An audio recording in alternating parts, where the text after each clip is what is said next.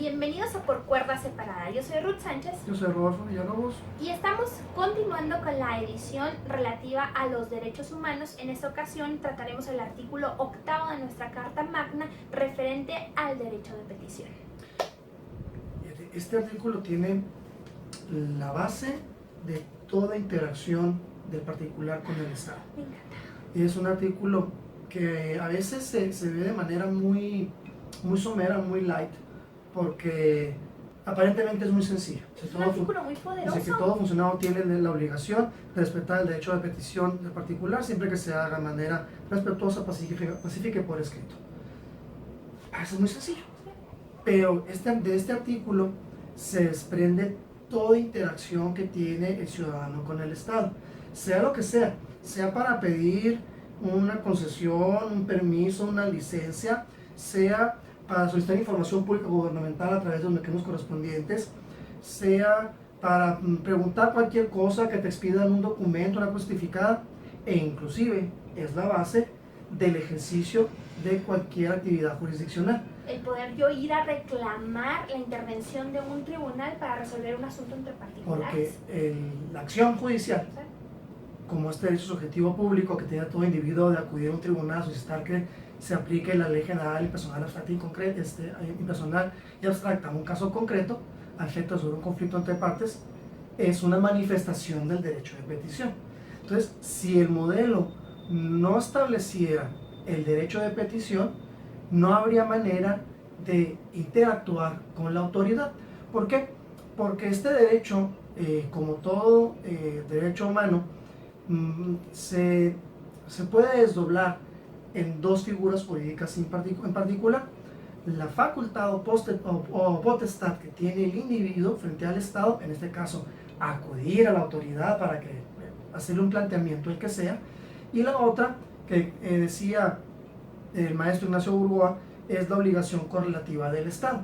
Es decir, no nada más es suficiente que yo tenga el derecho, sino que debe haber una acción, valga el término, una actividad por parte del Estado frente a esa potestad que yo estoy realizando. O sea, yo acudo a solicitar su intervención y el Estado tiene que actuar, tiene que hacer algo, no puede nada más simplemente recibirme esa petición. Tiene que hacer algo. O sea, la obligación del Estado, desde la perspectiva de derecho humano, puede ser entraríamos aquí a la teoría general de las obligaciones, aunque hay algunos que dicen que no hay que mezclar derechos humanos con el resto del derecho, porque estamos el derecho es un todo único, indivisible, pero únicamente se clasifica para su estudio en materias o en áreas. Y son los alcances, ¿no?, de cada figura, que tendrá alcances distintos dependiendo de la materia, pero todas están interconectadas. Las obligaciones dicen que las acciones, las actividades de un individuo se pueden manifestar en obligaciones de hacer o en obligaciones de no hacer. Bueno, Gutiérrez y González señala que son obligaciones de abstención. Y no, son obligaciones de dar, pero para el efecto de la actividad estatal realmente estamos hablando de hacer o de abstención, porque no hacer en sí mismo es un hacer. Así lo señala Gutiérrez y González en su tradicional libro de Derecho a las Obligaciones. Bueno, en el caso específico del derecho de petición, yo particular voy y le hago un planteamiento al Estado, le pido algo, le digo algo solicitando una respuesta. Es decir, no son planteamientos retóricos de que no importa que el Estado no me conteste. El derecho de petición, precisamente, su nombre lo indica, es vengo a pedirte algo, que lo que yo considere prudente, siempre y cuando esté dentro del marco de actuación del Estado y siempre y cuando esté dentro de lo que yo te puedo pedir como particular, porque hay actividades. Tiene sus requisitos de cómo me lo vas a pedir. Y esto ahorita lo veremos un momento más, pero es esta manifestación del derecho de la potestad de particular. Pero el Estado, bien decías, no puede recibir el documento, porque uno de los requisitos, ahorita que lo veremos, es por escrito, y decirle, bueno, y guardarlo. Quedo con tu petición. Sí, y guardarlo. ¿No? Tiene que contestar. Ahora sí que, lo que sea, pero tiene que contestar. Y eso hay que tenerlo muy claro, porque luego pensamos que cuando me dicen que no, me están violentando mi derecho de petición. No, te están respondiendo. No lo que tú quieres, pero te están respondiendo. Inclusive que te digan, está en estudio, sigue siendo una respuesta. ¿Por qué? Porque la redacción del artículo 8 dice, en primer párrafo, que todo funcionario público tiene que respetar el derecho de petición del individuo, siempre y cuando la petición se haga por escrito, de forma pacífica, respetuosa. Y luego vamos a señalar ahí una connotación que dice que en materia política nada más los ciudadanos pueden hacer este tipo de figura. Ahorita traemos esta restricción. Y luego dice, y a toda petición deberá caer una respuesta por escrito en breve término.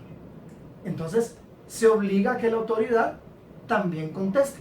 Aquí hay que ir desmenuzando cómo debe de ser la petición para que la autoridad esté obligada a dar respuesta. ¿Sí? Primero, dice, tiene que ser por escrito.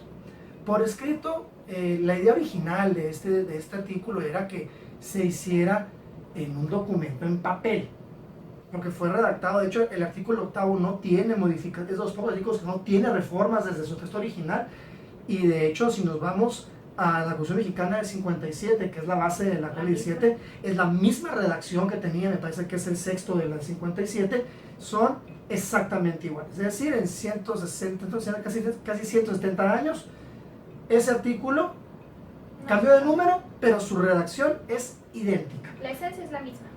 Por tanto, no se estaba pensando más que en un documento en papel. Era lo que había.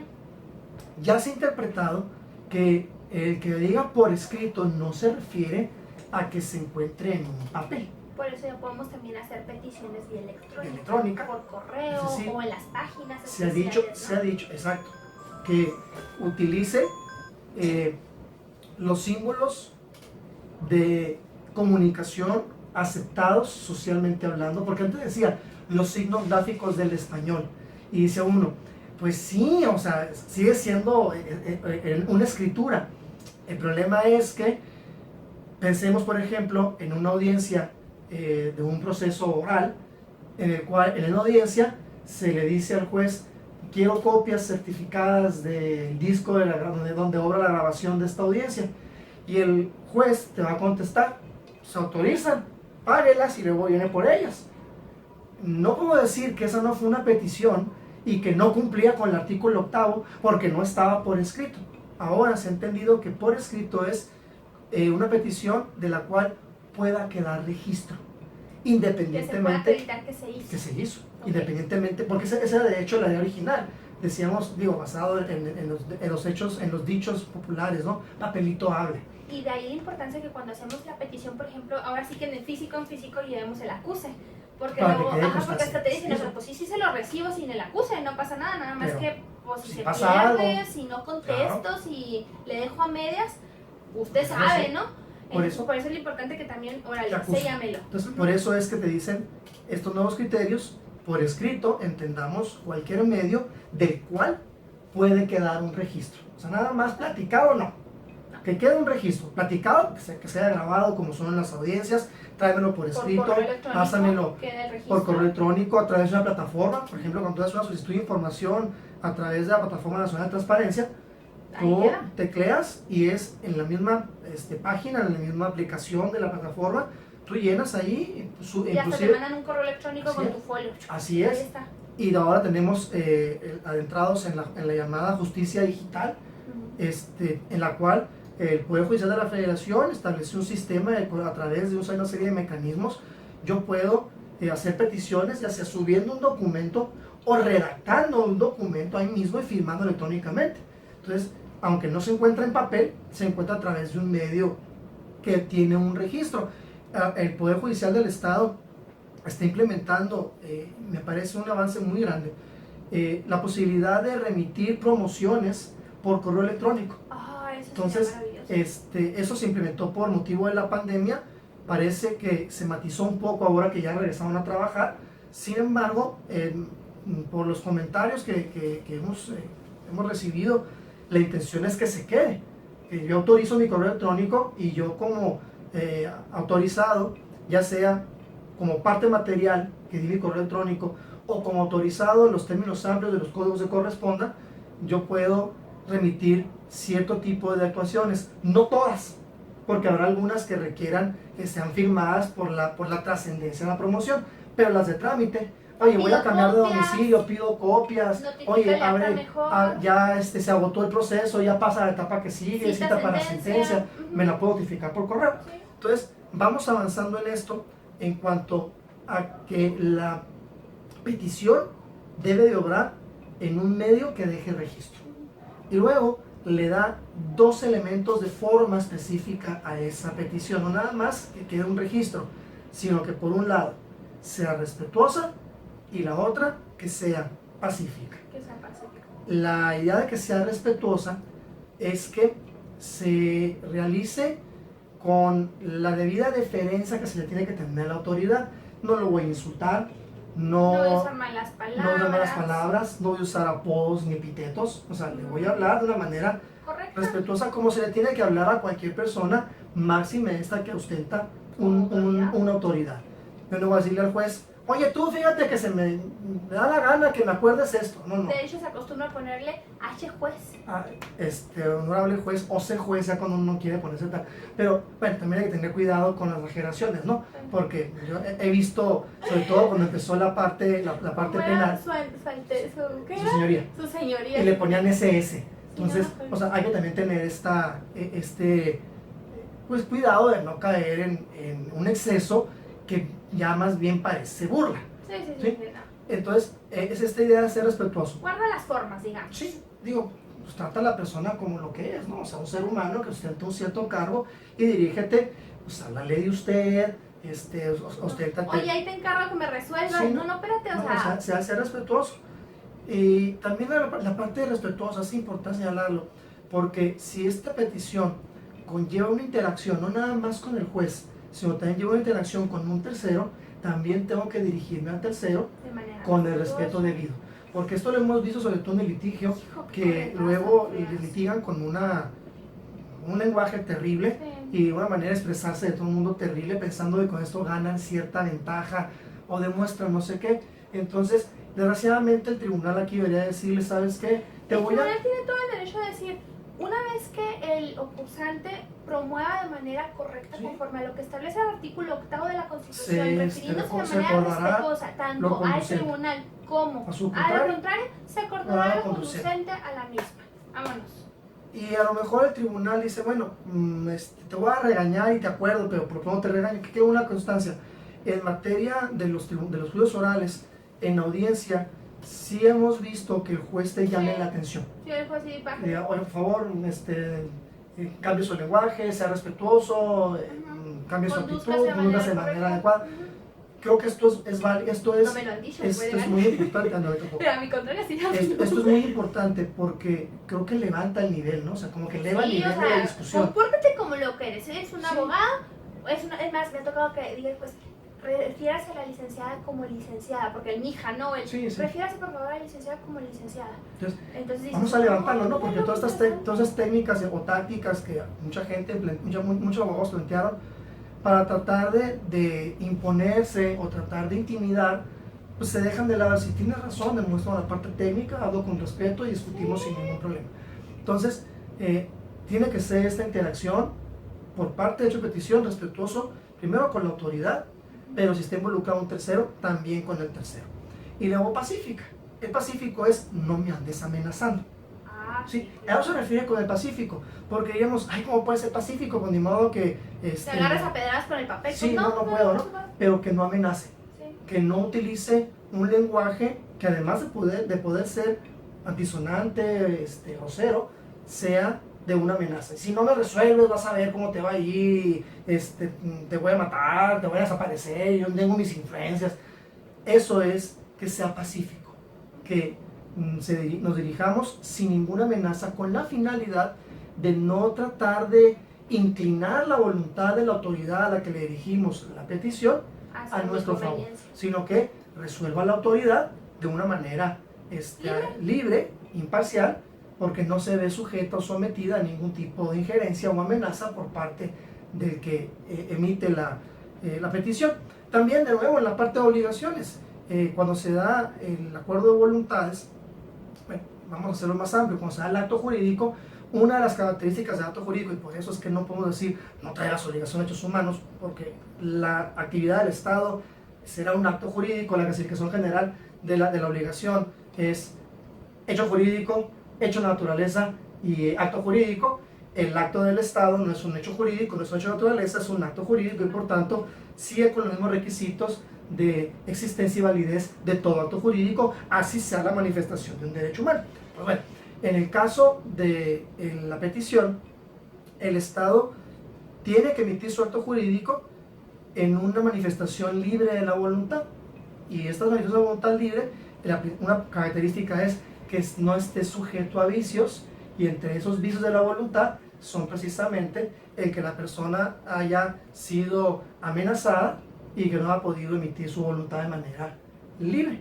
Entonces, por eso es que la solicitud o petición tiene que tener esta característica de ser una petición de carácter Incluso pacífico. la amenaza a veces, ahorita tú por ejemplo estás hablando de una amenaza de tengo influencias o le voy a matar, o a veces la amenaza es, pues si no le voy a meter una queja con el superior, y a veces ahí está ya la amenaza, o sea, Así es. hijo, este me va a dar plata después de, Así o sea, no, hazlo de manera pacífica, pide lo que tengas que pedir y que el juzgado o la autoridad te acuerde resuelve lo que te tenga que resolver. Ahora, esas son las tres características de la petición. Y en esta idea de que la autoridad te resuelva lo que tenga que resolver, vamos a cuál es la obligación de la autoridad, ojo, respecto al derecho de petición. Y es nada más contestarte por escrito De manera breve. en un breve término. Ok. Contestarte por escrito no es resolver lo que estás pidiendo. No, yo te puedo pedir que ¿Te quiero puede? que me dones la propiedad de enfrente o el parque que está ahí, No, que y me te- lo y entregues, te me puedo va a decir contestar muy cualquier cosa. elegantemente, no, porque esa es propiedad del municipio y no tengo Mira. facultades para donártelo. O simplemente te dice está en estudio, o en su momento se acordaba conducente. ¿Qué hacen los juzgados con algunas peticiones? ¿Se Este tiene es el por recibido? anteriormente No, acordado. o la que esto haga En su mejor. momento se acordará lo conducente a su petición. La que esto haga mejor. ¿Cuál es Agregues la- a autos para todos los actos legales que Esa correspondan. casi me da. Y dice uno, ¿y eso qué quiere decir? O sea, Ok, lo agrego. ¿Y Sí. cuáles son los efectos? Dime sí, cuáles o sea, son, sí, es cierto. agregues a los autos para Está legales cada lugar. genial. Y dice uno, ¿y eso qué significa? O sea, me dijiste que sí, me dijiste que no. No, pues agregues a los autos para efectos legales cada lugar. Evidentemente no están contestando nada. Al menos no respecto a mi petición. Pero no están violentando el artículo octavo. De resolver. ¿Sí? Te están resolviendo. Por eso tendré otras instancias para que me digas cuáles son esos efectos. Así es, o que me concretes, te pedir una aclaración, poder recurrir, qué sé yo. Pero la autoridad, el artículo octavo, lo cumple dándote una respuesta. ¿Cuál? La que sea. Sí, gracias, no lo recibí. Oye, pues no dijiste nada, pero no recibí. No, el amparo, pero es un Te octavo. resuelvo en cuanto tenga oportunidad. Sí. Ya te resolví. O, por ejemplo, en materia sindical, las juntas te dicen, a la junta le presentas, aquí está la nueva mesa directiva del sindicato. Y luego la junta te contesta, se tiene por recibido, hágase la toma de nota. O Y el. dice uno, bueno, ¿me la aprobaste, no me la aprobaste? O Sí, sea, no, va, viene. ¿qué? O sea, ¿y eso qué significa? O Entonces, en su momento se acordará lo conducente también. Sí, Así sí, no, como ¿y eso que, qué quiere ¿y en decir, qué no? momento? O sea, y ¿cómo? mejor acuerdo de una vez, ¿no? Sí, Entonces, pero la autoridad, respecto al artículo octavo, solamente está obligado a a responder. darte una respuesta. Te puede responder cualquier cosa. Sí, no, tal Gracias, vez, buenas tardes, saludos, posiblemente, y ya. hola, y se acabó. Entonces, no tiene que darte una respuesta específica, ni a favor ni en contra, simplemente responde. La respuesta tiene que tener una forma específica, por escrito. Mismo criterio. Tiene que ser basado en la idea de que quede un registro. Volvemos al caso de las copias en una audiencia. El juez dice, se autorizan, páguelas y luego viene por ellas. Aquí Sí, está el video. me ahí dice está el que me video, se las autorizó. autorizaste y no me las has Entonces, entregado. no me puede decir, no, es que no me contestó, sí te contestó. Es que no está por escrito, no, quedó un registro. No pasa absolutamente nada si no se hace a través de un documento, ya sea en papel o un documento digital. Y luego dice en breve término. Y aquí es donde está el principal problema de interpretación, porque ¿qué es breve término? En teoría eso que rápido. Se ha entendido que breve término tiene dos acepciones. La corriente más ¿Aceptable? actual, es que las dos son aceptables. La más actual es la que dice, bueno, pues que te contesten en el término que dice la ley. Sí, pues Ok. algunas cosas tienen Y entonces término. procede lo que se conoce como amparos por plazos y términos. Yo tengo X tiempo como autoridad para darte respuesta porque la ley eso dice, no me contestan, yo me puedo ir al amparo diciendo, sabes que me están violentando el artículo octavo porque no me ha dado respuesta en breve término porque la ley dice que el término es tal. 3, 4, 5 Y entonces días, presentamos ya el tienen amparo un mes. y el juzgado de distrito lo va a conceder para efecto de que se dé respuesta. ¿Cuál? Pues la que tenga Y que dar la también autoridad. se concede el amparo, no quiere decir, me va a contestar lo que yo quiero, no. Te está diciendo que te Que le tiene que conteste. contestar. Sí, Otra cosa será lo que te conteste y ya de arreglamos. hecho le va a dar un plazo ahora sí fatal para que conteste, y si no lo hace tendrá por incumplida sentencia de amparo y ello conllevará a las sanciones correspondientes.